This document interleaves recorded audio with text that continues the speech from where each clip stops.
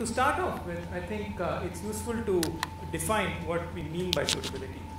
Suitability really we define as the degree to which any financial product or service actually meets the financial objectives, needs, and levels of risk tolerance of clients. And it's on the basis of this understanding that we define a framework for suitability. We've had a lot of discussion today on this whole issue of simplicity and complexity of products. Is it something that we should worry about? Should all products be considered simple? Should all be considered complex? What's the way in which we distinguish them? But one of the things that Nachiket's example this morning of the home loan really brought out was that what we consider as simple products, and this simplicity, it seems that it's more defined from the point of view of regulators or financial services providers, really doesn't put as much thought into what might be simple or what might be complex from a consumer's point of view. So really, the example really showed that what might on the surface appear to be a simple product because it seems that the terms and conditions are easy to explain, but digging under the surface there is a lot going on that ultimately ends up passing on risks from the financial services provider to the consumer. So really, in that example, the consumer is left holding inflation risk, which he's really in no position to manage in any meaningful way. So the analogy that was used as for finance as noise cancelling earphones really falls apart in that in these cases it appears that finance acts to cancel out the music in the client's life. So I think what we really need to focus on instead, and I'm sure we'll have a lot of talk on simplicity and complexity, is understanding how products affect consumers. And for that, I think what's most important is to understand how a product that's added to a consumer's portfolio actually leads to good or bad outcomes for the consumer. So really, the thing that we need to focus on, we need to understand, is how a new product that's added to an existing portfolio of a consumer interacts with that portfolio, and what are the kinds of results that can lead to. So really, irrespective of whether that product is considered simple or complex, what we really need to understand is how this interaction works, and therefore what are the consequences for the consumer. So what that really helps us determine is if a product is suitable in a particular context for a consumer, and not so much of whether a product is ex ante simple or complex. So, and in this, in any financial transaction that we consider, there's obviously a financial services provider, the seller of the product, and there is a buyer. And the thing that we worry about a lot, and why consumer protection is essential, is this whole question of information asymmetry. And there's also a huge asymmetry in terms of expertise. And when we talk about the fact that interaction effects are very important, it's critical that we understand them. It's impossible to expect consumers to have a good understanding of how products interact and therefore take informed decisions. On the other hand, the financial services provider we know has much greater expertise with the product, understands the market, can get information on the client's objectives and needs, and make an informed recommendation on what is appropriate for the consumer. So what we are talking about here is a decisive shift in the onus of responsibility from the consumer to the financial services provider. So moving away from a caveat emptor type framework for consumer protection to one that is focused on a suitability framework. So really, what does suitability entail? What do we mean when we say we want to implement suitability? There's 3 or 4 things that we think are important. Suitability, first of all, should be understood as a process. Suitability is not an intention that a financial services provider telegraphs to consumers. It's not really so much the outcomes that the consumer has, because outcomes can be determined by any number of factors that are beyond the control of a financial services provider. What the financial services provider really controls is the process through which they sell, they make recommendations, they give advice. So really, that is what the financial services provider needs to be held accountable for. Did they take enough information from the consumer? Did they get the right type of information? Did they translate that into recommendations that were appropriate for the consumer? How did they communicate this to the consumer? And this forms the core of what a suitability process will look like. And it is this process that will determine the implementation of a framework for suitability. The second point here on provider legal liability, it's to say that in order for any framework of suitability to have teeth, there is a need for the imposition of legal liability on the financial services provider. The only way to incentivize that the financial services provider will act in the best interest of the client, will give the right recommendations on products or give them the right advice, will depend on the fact that they will be held legally responsible for the consequences of not implementing suitability. Again here, the legal responsibility will be on the implementation of the process of suitability, not on intentions and outcomes. The third aspect is, there's been some talk about a suitability regime taking away the consumer's right to choose. I think the objective of suitability or a framework for suitability is to ensure that the financial services provider is incentivized to act in the best interest of the consumer. It does in no way take away the right of the consumer to choose. The consumer has the informed consent and has to make the final decision whether the advice given or the recommendation on products made is something that he wants to accept or not. The final decision is left to the consumer. Suitability stops at the point where the financial services provider makes that recommendation. Beyond that, the choice of accepting, rejecting, or partially accepting that advice is completely left to the consumer. And since we sort of I'm sort of reiterating the fact that suitability is a process, I think it's critical that in order for a financial services provider to meaningfully work in a suitability framework, the process has to be repeated on an ongoing basis, day after day after day, in every interaction with the client. So it's critical that financial services providers have a method of supervising how suitability is implemented, and this is something that is done on a regular basis to ensure that the clients are getting the right recommendations, that the process is being followed. So one of the things that also came out is that the Indian market, there is a great need for innovation on products and services in the future, considering the huge amounts of consumer needs that currently remain unfulfilled by finance. So how will suitability work in a market for innovation? I think one of the arguments that can be made is that suitability can be a driver of socially useful innovation, which is to say that in a market that is driven by the suitability framework, what you can, there are different ways in which firms might respond to this. Firms might, choose to say that this is a framework that, poses onerous restrictions on me, I'm moving out of the market.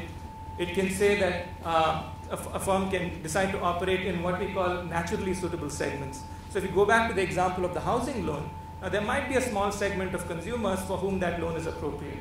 So the housing loan company can take a call that they understand that segment, they will operate only in that segment. So really, we might see a number of firms operating in these small segments. The third option that's available is to say that since consumers' needs are varied, there is a lot of scope for innovation, and since the requirement of suitability requires that all financial services providers will innovate and produce and provide financial services that consumers really need, it drives innovation in the direction of actually solving real consumers' problems. Some of the concerns that have been raised about the financial crisis is the fact that innovation has run amok, and that some of the innovations really, what value did they add? I think one of the values of a suitability-based framework is in sort of directing innovation into socially useful ways. The second aspect that I'd like to talk about is so how does suitability respond to increasing innovation? Since the framework requires a shift of responsibility to the financial services provider and aligns the incentives of the provider with the consumer, irrespective of increasing innovation, products with multiple characteristics, highly customized solutions, the provider will always have to act in the best interest of the consumer, will have to make the right recommendation. So unlike a disclosure-based regime where the response to increasing product features might be to put out more and more information, and we've discussed the fact that putting out more information only in many cases leads to information overload, which is not particularly welfare enhancing. suitability in that context provides a much more sustainable solution for consumer protection. There was some, we had some discussion on the issue of, inseparability or the separability of advice and distribution. In a suitability framework, we are taking the view that, product interactions are what matter. And in that context, the requirement of suitability is something that applies across product categories, across customer segments, and really the objective is to provide, the right advice, the right recommendations for products. In a suitability framework, I think the view that we take is that advice is really implicit in the sale of products. Now, suitability is not a new idea. I think many of us know that many different markets have implemented suitability in different ways. Suitability has been implemented in non-financial markets. So, it's something that has been done across the world. It's been done in different markets in India also. I'm just going to talk a little bit about the Australian example of implementing suitability. In Australia, suitability is required for personal advice. So investment advisors and portfolio managers are required to implement suitability guidelines, where again, they're required to get information on consumer characteristics, objectives, needs, based on which they are required to provide recommendations to the consumer. The recommendations must account for different types of market conditions. There must be multiple scenario analysis that's been done to ensure that the advice or the recommendation that's given will hold the consumer in good stead. And the third is to ensure that all of this leads to appropriate advice to consumers considering their situation. Australia has gone even further with the passage of the Future of Financial Advice Act, which will become mandatory in 2013, which requires a best interest fiduciary duty from these financial services providers to their clients. So the financial services providers will be required to act or put the best interest of the consumer ahead of their own. Australia has also shown the way in terms of how suitability has been supervised. How does the regulator think about understanding how suitability is working in the market?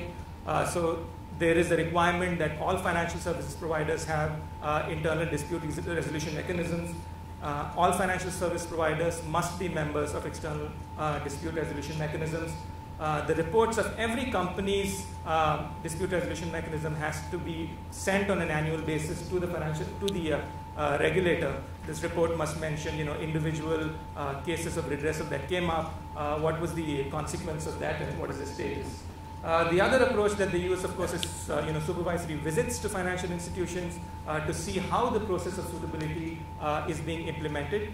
And then, of course, there's shadow shopping or mystery shopping, where financial regulators pose as consumers and really try to understand how the interface between the client and the financial services provider actually sees the implementation of suitability. So really, how do we need to think about implementing suitability in India? What type of legal and regulatory frameworks do we need to put in place? The first thing that is important and is really to put in a right to suitability for all citizens, which is to say that every citizen must have the right to be provided suitable advice, to be recommended suitable products.